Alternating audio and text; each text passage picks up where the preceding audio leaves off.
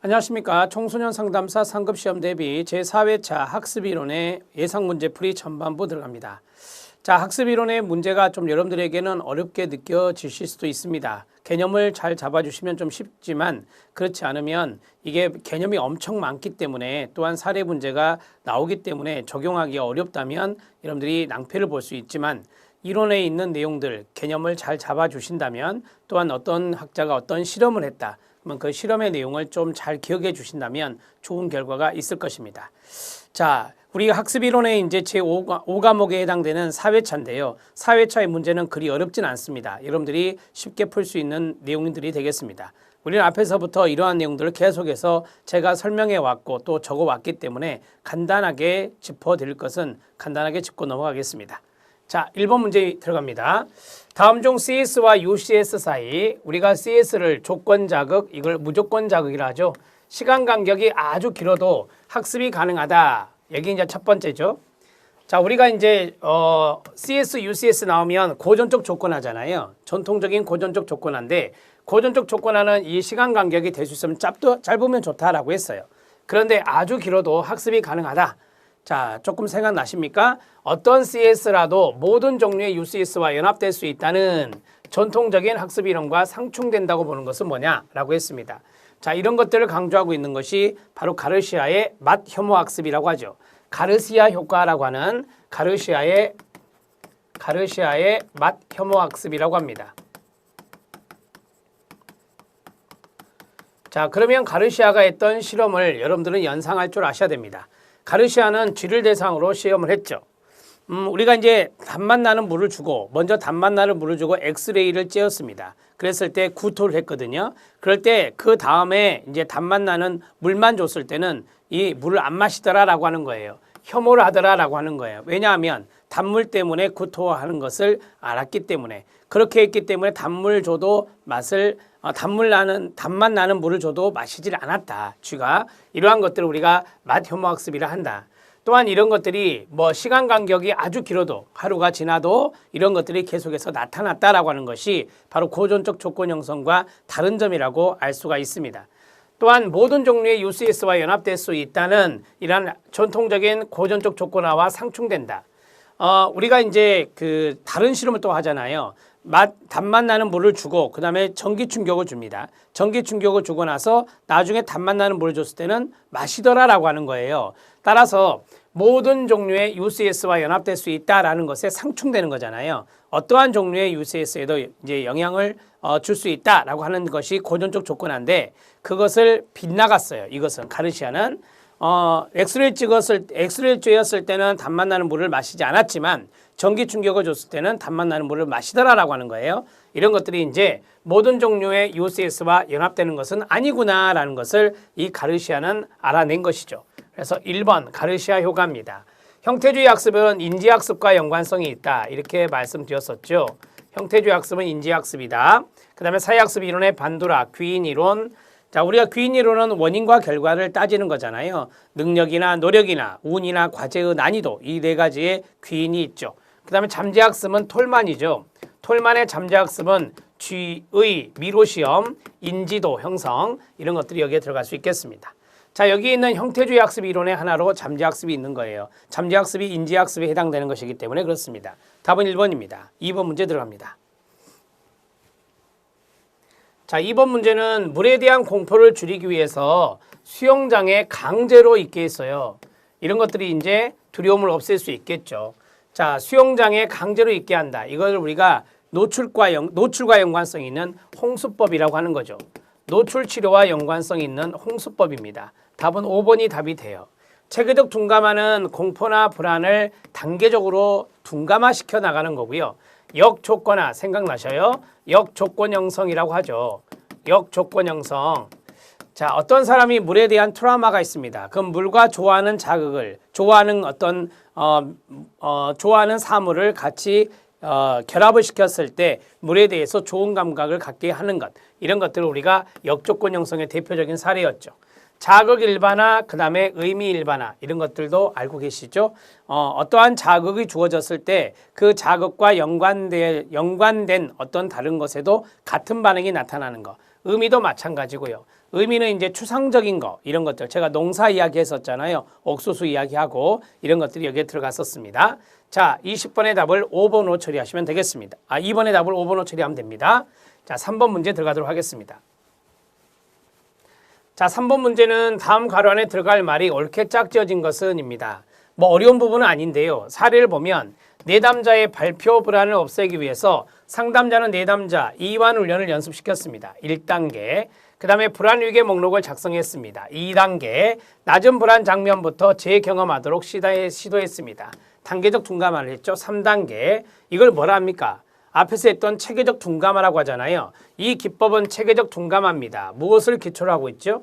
체계적 둔감화는 자극과 반응의 관계거든요. 그래서 이러한 자극과 반응의 관계를 연구하는 것이 고전적 조건하죠. 그래서 체계적 둔감법, 고전적 조건 형성과 연관성이 있다. 제가 누차 강조한 이야기입니다. 3번의 답은 4번입니다. 자, 이제 4번 문제 들어갑니다. 자, 4번 문제는 토큰 경제에 해당되는 겁니다. 토큰 경제의 동의어는 토큰 강화라고 하죠. 토큰 강화라고 하죠. 환표보상법, 환표법이라고도 하고요. 자, 설명으로 옳지 않은 것은입니다. 자, 스키너의 강화 원리 맞습니다. 스키너의 강화 원리를 포함해서 조작적 조건의 원리를 적용시킨 행동주의 기법입니다. 강화라는 단어를 스키너가 제시했기 때문에 이렇게 쉽게 생각하시면 됩니다. 직접적으로 강화 인자를 쓰는 대신에 나중에 내담자가 원하는 다양한 물건과 교환할 수 있는 토큰 이런 것을 보상으로 제공해 주는 것이 토큰 강화입니다. 자, 그리고 이 토큰은 긍정적인 강화 인자가 되겠죠. 이 토큰을 받음으로 인해 토큰을 받기 위해서 바람직한 행동을 하는 것이니까. 그 다음에 토큰은 어떤 행동을 변화시키는 강력한 동기 인자로 작용될 수가 있겠죠. 토큰은 적절한 행동, 바람직한 행동과 보상 간의 어떤 지연 이런 것들을 감소시켜 줄 수 있습니다. 토큰이란 자체가 이 강력한 동기 인자가 될 수 있기 때문에 이러한 적절한 행동과 보상 간의 이런 지연 이런 것들을 충분히 감소시킬 수 있어서 토큰이라는 것이 효과가 있다 이렇게 말씀드릴 수 있겠습니다. 답은 5번입니다.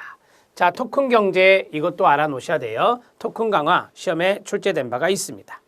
자, 5번 문제 들어가도록 하겠습니다. 자, 5번 문제는 망각입니다. 우리가 정보처리 이론에 해당되는 기억에 해당되는 부분에서 망각이 있습니다. 망각에 영향을 주는 요인이 여러 가지가 있는데요. 옳지 않은 것은입니다. 이건 시험에 나왔던 것 중에 하나인데요. 망각 측정 도구 이런 건 신경 쓰지 마시고요. 간섭이 있죠. 순행 간섭, 역행 간섭, 그 다음에 부호화하고 저장하고 인출 과정이 이렇게 순서가 되는데 이러한 과정에 결함이 있으면 망각에 영향을 줄 수 있겠습니다. 자, 우리가 이제 소멸 이론이 있잖아요. 흔적 쇠퇴설이라고 하는 거 아시죠? 흔적 쇠퇴설 이런 것들이 이제 소멸과 연관성이 있겠습니다. 인출을 실패하는 것도 당연히 망각에 영향을 주는 겁니다. 이 네 가지 잘 알아놓으시고요. 답은 1번이 됩니다. 자, 여기 있는 간섭은 순행 간섭과 역행 간섭이 있다. 순행 간섭과 역행 간섭이 있다. 이런 식으로 제가 설명해 드렸고요. 개념도 잡아 드렸습니다. 자, 5번의 답은 1번입니다. 6번 문제 들어갑니다. 자, 6번 문제는 범죄자를 추적하는 추적견이 있습니다. 추적견을 훈련시킨다. 동물을 훈련시킨다든지 서커스에서 탁구라는 비둘기 등의 동물을 훈련시킬 때 우리가 이제 동물 훈련시킬 때 많이 쓰는 방법이 단계적인 방법이죠. 이만큼 했을 때 강화 주고 이만큼 했을 때 강화 주고 단계적으로 이루어지는 것이 있습니다. 그게 바로 쉐이핑이라는 뭐죠? 조형입니다. 조형은 행동 형성과 같은 방법이다. 행동 형성과 같은 내용이다. 이렇게 정리해 드렸습니다. 답은 1번입니다. 자, 미신행동은 앞에서 많이 풀어봤죠. 우연히 어떤 행동을 했는데 그게 좋은 결과가 가져왔다. 그러면 그 우연히 했던 행동을 계속해서 하게 되는 거죠. 조건 강화, 그 다음에 뭐 강화 계획, 인지도. 인지도 하면 아까 톨만의 잠재학습이 인지도와 연관성이 있다. 이렇게 정리하시면 되겠습니다. 자, 강화 계획이라고 하는 것은 간헐적 강화 계획이 있고 그 다음에 연속적 강화 계획이 있잖아요. 간헐적 강화 계획이 훨씬 더 효과적이다. 이렇게 말씀드렸고요. 간헐적 강화 계획에는 고정 간격 강화 계획, 고정 비율 강화 계획, 변동 간격 강화 계획, 변동 비율 강화 계획 이렇게 해서 네 가지가 있다. 이거 뒤에 나올 겁니다. 자, 됐습니다. 답은 1번으로 처리하시면 됩니다. 자, 7번 문제 들어갑니다. 자, 7번 문제가 바로 이제 간헐적 강화 계획의 문제입니다.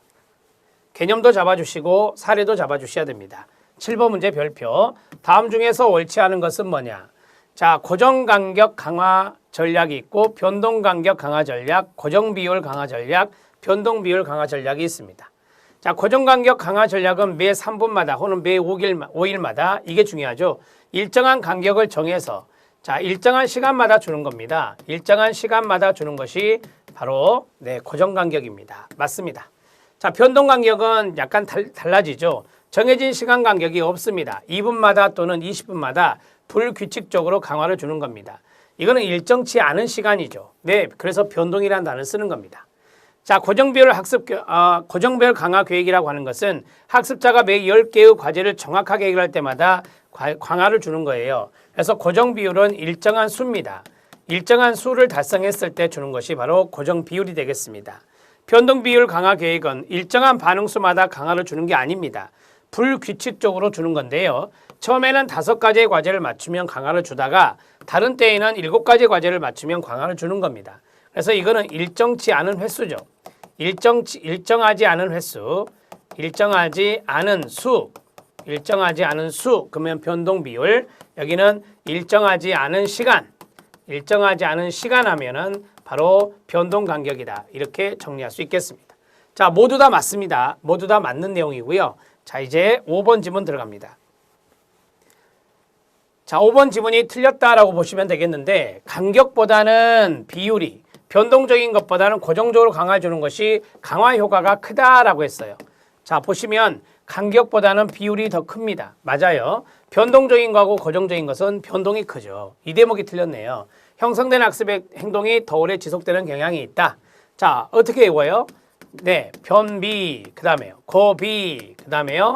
네, 변동간격, 마지막은 고정간격이 되는 거죠. 고정간격. 자, 이렇게 해서 변동비율이 가장 반응률이 높다. 강화 효과가 크고, 그 다음에 고정비율, 변동간격, 고정간격이 됩니다. 이 순서도 알아놓으셔야 돼요. 그래서 고정보다는 변동이, 그 다음에 간격보다는 비율이 더 크다는 것을 알 수 있는 대목입니다. 자, 정리가 됐습니다. 답은 5번이 답이 됩니다. 자, 8번 문제 들어가도록 하겠습니다. 자, 8번 문제는 다음 보기 중에서 프리맥의 원리를 골라라 라고 했습니다. 사례 문제죠. 자, 가능성이 높은 활동이 가능성이 낮은 활동에 뭐가 돼요? 강화물이 되는 겁니다. 자, 공부를 아이가 다 하면 아이스크림을 주는 거. 자, 공부를 다 하면 아이스크림을 주는 거. 아이스크림이 이제 강화물이 된 거죠. 맞아요. 자, 그 다음에 수학 과목을 치료하는 학생에게 수학 과제를 마친 후에는 그가 아주 좋아하는 책 읽는 시간을 주거나 축구할 시간을 준다라고 하는 거예요. 그러니까 먼저 이걸 해야 돼요. 이걸 해야 이것이 주어지는 거예요. 그래서 가능성이 높은 활동을 강화물로 제시하는 거죠. 자, 이 두 가지. 자, 프리맥의 원리입니다. 아동이 방 청소를 잘하게 하기 위해서 가정에서 하는 과제물을 줄여줬답니다. 자, 이 과제물은 아이에게 있어서 좀 싫은 거잖아요. 혐오물을 제거했어요. 이것을 우리가 방 청소 잘하게 하기 위해서니까 강화인데요. 어떠한 것을 제거했으니 부적이라는 단어를 써야 됩니다. 그래서 부적 강화다 이렇게 정리하시면 돼요. 디귿은 부적 강화입니다. 아이를 심부름을 잘하게 하기 위해서 좋아하는 아이스크림을 사줬대요. 이것은 정적 강화죠. 좋아하는 걸 줬으니 정적 강화라고 보시면 됩니다. 그래서 기억과 니은이 바로 프리맥의 원리다 이렇게 정리하시면 되겠네요. 답은 3번입니다. 자, 8번 문제 해결해 드렸습니다. 9번 문제 들어갑니다. 자, 9번 문제는 다음 중 학생이 바람직하지 못한 행동을 정해진 시간 동안 하지 않고 있을 때 강화하는 차별 강화의 형태랍니다. 차별 강화가 힌트가 나왔네요. 차별, differential, 그 다음에 reinforcement가 되죠. 자, 우리가 이제 차별 강화를 이렇게 써요. 차별 강화 이렇게 쓴단 말이에요. 자, 그리고 아동의 수업 중에 5분간 계속해서 떠들지 않았을 때 정해진 시간 동안 바람직하지 않은 행동을 하지 않았어요. 자, 그래서 우리가 of the other라고 하죠. other behavior, 다른 행동.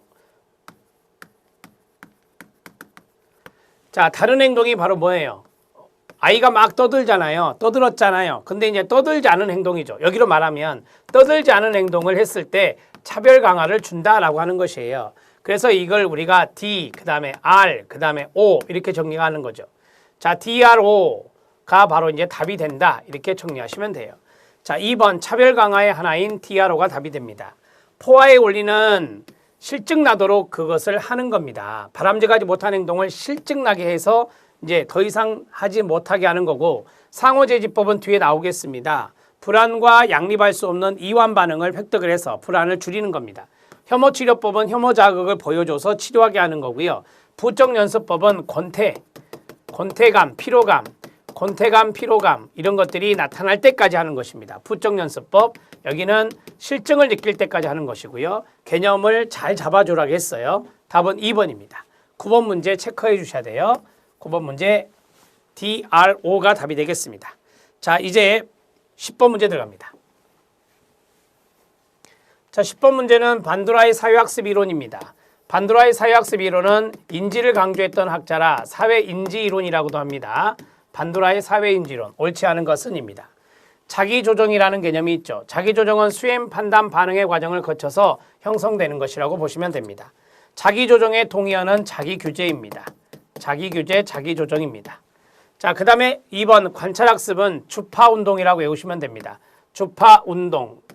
자, 운동 재생이 행동 수행이고요. 그 다음에 여기 동기화가 바로 자기강화예요. 동기화가 바로 자기강화가 됩니다. 그래서 주파운동으로 외우시면 됩니다. 동의어예요. 처음에 주의 집중하고 파지는 머릿속에 기억하는 겁니다. 이게 바로 인지라고 보시면 되겠고요. 그 다음에 행동 수행이 운동 재생과 동의어가 됩니다. 운동 재생과 동의어, 자기 강화가 바로 동기화 과정이니까 딱 맞아떨어집니다. 맞습니다. 자, 문제 상황에 대한 자신의 인지적 정보 처리 과정을 중요하게 생각했다. 자, 이게 파지라는 단어가 있죠. 이런 것들이 여기에 들어갈 수 있습니다. 맞습니다. 성격이나 행동의 요소는 환경에 의해서 결정된다. 이거 행동주의죠. 행동주의. 환경결정론, 행동주의 이론에 해당됩니다. 자, 이 반두라의 사회학습 이론은 상호결정론을 가지고 있죠. 상호결정론, 환경결정론을 가지고 있는 것은 바로 행동주의라면 상호결정론을 가지고 있는 것은 반두라의 이론입니다. 자, 4번 지문 탈락입니다. 자, 5번 자기효능감이라는 게 있습니다. 자기효능감, 핵심적인 개념의 하나로서요. 어떤 행동을 할 수 있는지 없는지에 대한 자신감, 이런 것들을 우리가 자신의 신념이라고 하는데요. 자신의 이러한 신념을 우리가 바로 자기효능감이다. 이렇게 이야기하고 있습니다. 10번의 답은 4번 5 처리하면 됩니다. 4번은 행동주의 이론이었습니다. 스키너, 파블로프, 스키너, 파블로프, 손다이크 이런 학자들의 행동주의 이론이 바로 4번 지문입니다. 자, 이제 11번 문제 들어가도록 하겠습니다. 자, 11번 문제는 다음 보기 중에 자기효능감의 원천입니다. 네 가지를 제시했죠. 반두라가. 이전의 성취 경험은 자신감을 키워줄 것입니다. 대리적 경험, 다른 사람의 경험도 자신감을 키워줄 겁니다. 언어적으로 설득을 받으면 자기효능감, 즉 자신감 생길 겁니다. 생리적 정서적 상태의 각성입니다. 이게 이제 정서적인 각성이라고 하는데요. 정서적인 각성, 즉 긴장감 이런 것들은 바로 자기효능감을 끌어올리는 데 도움이 됩니다. 이 네 가지, 기억, 니은, 디귿, 리을 이 네 가지가 바로 자기효능감의 원천으로 반두라가 제시한 겁니다. 자, 장기적인 보상이라고 하는 것은 없죠. 이런 것도 하나 써놓으시면 도움이 되겠죠. 자, 답은 2번이 되겠습니다. 12번 문제 들어갑니다. 자, 12번 문제는 실험에 대한 부분인데 쉬워요. 다음 실험은 무엇을 의미하는가 라고 했어요. 볼 수는 있어도 손이 닿을 수 없는 높은 곳에 과일을 매달아 둔 실험 장면을 침팬지에게 노출했다. 침팬지 누굽니까? 퀼러입니다. 퀼러의 무슨 학습입니까? 통찰학습이죠. 통찰학습에서 시행착오라는 단어가 나오죠. 시행착오 한번 보시죠. 계속. 자, 몇 번의 실패 후에 침팬지는 주변을 둘러보고 막대기를 이용해서 과일을 가지거나 상자를 받침대로 삼아 올라가서 과일을 가져갔습니다. 침팬지는 일단 문제를 해결하고 나서 효과가 없는 해결 방안은 다시 거의 시도하지 않았습니다. 이런 것들이 바로 퀼러에 의한 침팬지의 통찰학습이다. 이렇게 보시면 됩니다. 여기서 아하 현상이 나오죠. 아하 현상. 자, 이러한 것들이 바로 이제 통찰학습과 관련성이 있습니다. 자, 12번의 이 실험은 무엇을 의미하는가? 바로 퀼러의 통찰 이론과 연관성이 있습니다. 4번이 답이 됩니다. 톨만의 인지학습은 인지도를 말씀드린다 했었죠. 그 다음에 애킨슨과 시프린의 다단계 모형은 정보 처리와 연관성이 있습니다. 정보 처리, 즉 기억의 단계, 이것과 연관성이 있고요. 바이너의 바로 귀인 이론은 원인과 결과를 따지는 것인데요. 원인을 알아내는 것입니다. 멜페의 상호재지 이론은 앞에서 말씀드렸죠. 불안과 양립할 수 없는 이완 훈련, 이완 이런 것들을 함으로써 이런 것들을 획득함으로써 불안을 줄일 수 있는 뒤에 나올 거예요. 상호재지 이론의 개념도. 12번의 답은 4번입니다. 자, 이제 13번 문제 들어가도록 하겠습니다. 13번 문제는 형태주의 학습 이론입니다. 형태주의 학습 이론은 인지학습과 연관성이 있다 이렇게 말씀을 드렸었고요. 13번 문제 별표. 형태주의 학습 이론에 대한 설명으로 자, 옳지 않은 것은입니다. 학습자는 학습 상황에서 각 부분을 관련이 없는 단편적인 것으로 지각하는 것이 아니라 각 부분을 연결합니다. 그래서 조직된 전체, 형태 이런 것으로 지각하게 됩니다.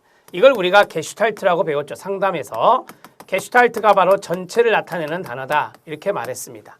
그래서 형태주의 학습 이론은 게슈탈트와 연관성이 있어요. 자, 맞고요. 2번 유기체는 문제 해결에 필요한 모든 요소를 하나의 전체적인 관계로 고려합니다. 신중히 생각한 다음에 인지적으로 해결 방안을 모색합니다. 인지적이란 말이 나온다고 제가 말씀드렸죠. 네, 2번 지문도 맞습니다. 3번 형태주의 접근에서는 인간을 수동적 적극적인 존재로 인식하는 발판을 마련했다. 수동적이 아니라 능동적이겠죠. 능동적이면서 적극적인 존재로 인식하게 한 발판이 바로 형태주의 학습이 됩니다. 첫 번째 시트에서 답이 나왔네요. 3번이 옳지 않습니다. 자, 4번, 5번 지문 보시죠. 자, 4번, 5번 지문. 부분은 전체와 관련되어야 하고 전체적인 이해와 내적 강화 등을 강조했던 것이 바로 형태주의 학습 이론입니다. 여기 내적 강화란 말도 있습니다. 내적 강화는 인지와 연관성이 있는 거예요. 내적이란 것은 인지와 연관성이 있다. 이렇게 보시면 되겠습니다. 인지적 과정을 통해 문제 해결을 통한 통찰이 일어나 갑자기 해답을 얻는 지적 경험을 하게 된다. 제가 앞에서 퀼러의 통찰학습이 있었죠. 이 통찰학습은 넓게 보면 인지학습 중에 포함되어 있습니다. 자, 따라서 형태주의 학습과 연관성이 있다. 이렇게 보시면 되겠죠. 자, 둘 다 맞습니다. 답을 해결했어요. 13번의 답은 3번이 답입니다. 14번 문제 들어갑니다. 자, 14번 문제는 톨만의 잠재학습. 앞에서 말씀드렸죠. 톨만의 잠재학습의 개념으로 옳은 것은 바로 인지도입니다. Cognitive Map이라고 하는 인지도. 자, 통찰학습 하면은 퀼러가 됩니다. 그 다음에 마테오마학습 가르시아라고 말씀드렸죠. 그 다음에 상호 결정론은 바로 반두라와 연관성이 있습니다. SOR 모형. 이 O가 우리가 오관이라고 해서 유기체. 오거니즘이라고 해서 유기체라고 하는 거예요. 그래서 자극과 반응 사이에 이 유기체가 들어가는 거죠. 이게 바로 헐입니다. 헐의 신행동주의와 연관성이 있습니다. 헐의 신행동주의와 관련성이 있다. 이렇게 정리하시면 되겠네요. 14번의 답은 1번입니다. 자, 이제 15번 문제 들어가도록 하겠습니다. 자, 이번 시간의 마지막 문제, 언어적 재료에 대한 장기 기억의 주된 특징입니다. 가장 적합한 것은입니다. 이 문제에서 요구하는 것은 장기 기억의 특징입니다. 장기 기억은 저장 능력이 무한대입니다. 무한대의 저장 능력이 있습니다. 무한대의 저장 능력이 있습니다. 자, 1번 아니면 5번이고요. 그 다음에 두 번째, 이 장기 기억은 의미적 보호합니다. 의미 기억, 툴빙이 이야기하기를 의미 기억이라고 하는 것은 영구적으로 보존되는 것이다. 이렇게 말했죠. 그래서 의미 기억과 일화 기억 이 두 가지가 장기 기억에 들어가는데 의미적 보호화가 이루어져야 영구적, 그렇죠? 비교적 영구적으로 이루어진다. 감각적 보호화가 아니에요. 감각적 보호화는 오래 못 갑니다. 그래서 의미적 보호화와 비교적 영속성이라는 1번이 바로 장기 기억의 특징이 되는 겁니다. 무한대의 저장 능력, 의미적 보호화, 그 다음에 비교적 영속적이다. 영속적으로 기억이 이루어지는 것, 그런 것들을 말 그대로 장기, 롱텀이라고 하죠. 장기 기억이다. 이렇게 보시면 되겠습니다. 답은 1번이 답이 되겠습니다. 네, 요 정도만 보시죠. 자, 이제 16번에서부터 마지막 문제는 이제 다음 시간에 보겠는데, 여러분들이 이제 전반적으로 볼 때 좀 반복되는 느낌이 있잖아요. 그러한 반복 학습을 잘 해주시면 여러분들이 도움이 돼요. 그래서 여러분들이 학습 이론에 혼자 공부하기 힘들다라고 한다면 제가 이야기하는 이 문제풀이 강의를 계속해서 반복적으로 MP3로 듣는 것도 도움이 돼요. MP3로 계속 반복적으로 듣다 보면 개념이 형성될 수 있기 때문에 여러분들이 그러한 것도 하나의 방법론으로 취하시면 좋겠습니다. 다음 시간에 16번부터 들어가겠습니다. 수고하셨습니다.